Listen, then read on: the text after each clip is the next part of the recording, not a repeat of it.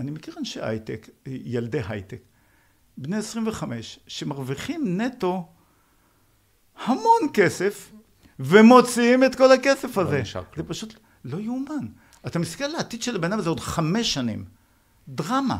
הדרמה היא כפולה, כי להתרגל לדברים טובים קל. ואם התרגלת, קשה מאוד לרדת. זאת אומרת, הם כבר התרגלו לרמת חיים של 30-40 אלף שקל בחודש, ועכשיו הם עבדים לעצמם להמשיך לייצר את רמת החיים הזאת עוד לפני שהם חוסכים שקל. והפוך, זה כבר, תעשו את הקורס.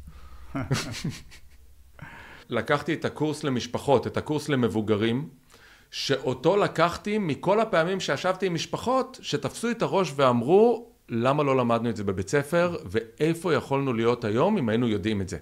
ההבנה הזאת, שאפשר היה אחרת ב10 השנים האחרונות, והיום כשאני יודע את זה, אני יכול להתחיל לפעול נכון, אבל כבר פספסתי 10 שנים.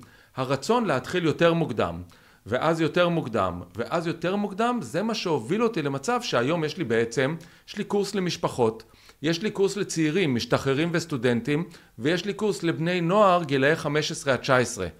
אני מגיל 15 ועד 50 כיסיתי, מי שרוצה יכול ללמוד. הראל, עוד משהו מאוד חשוב שאתה מלמד, אני לא יודע אם תכננת את זה, אבל העשור הכי חשוב לצבירת כסף זה העשור בין גיל 20 ל-30. הרמב"ם אומר אגב, איך צריך להתחיל את החיים?